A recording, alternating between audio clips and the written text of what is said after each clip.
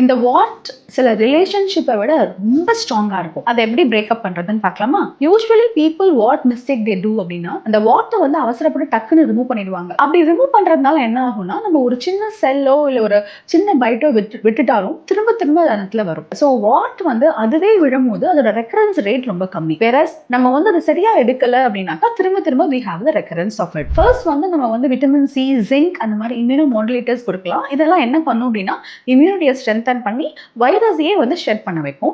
Second வந்து வாட்ல வந்து இன்ட்ராலீஷனலா அந்த வாட்டுக்குள்ள சில காக்டெயில்ஸ் இன்ஜெக்ட் பண்ணலாம். ஸோ அந்த வைரஸை வந்து இரிட்டேட் பண்ணி வாட்டை வந்து சரி பண்ணலாம். ஸோ மூணாவது மொடலிட்டின்னு பார்த்தீங்க அப்படின்னா கிரையோதெரப்பி சொல்றோம். That is liquid nitrogen ice மருந்துன்னு சொல்லுவாங்க. ஸோ அதை நம்ம ஸ்ப்ரே பண்ணோம் அப்படின்னாக்கா அந்த செல்ஸ்லாம் வந்து செத்து போய் அதனால வாட் விடுறதுக்கு வாய்ப்பு இருக்கு.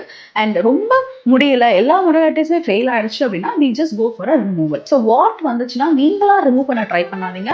ஒரு நல்ல டெர்மட்டாலஜிஸ்ட்டை மீட் பண்ணி ஒரு காம்பினேஷன் ஆஃப் டெக்னிக் யூஸ் பண்ணி அதை you should get rid of it.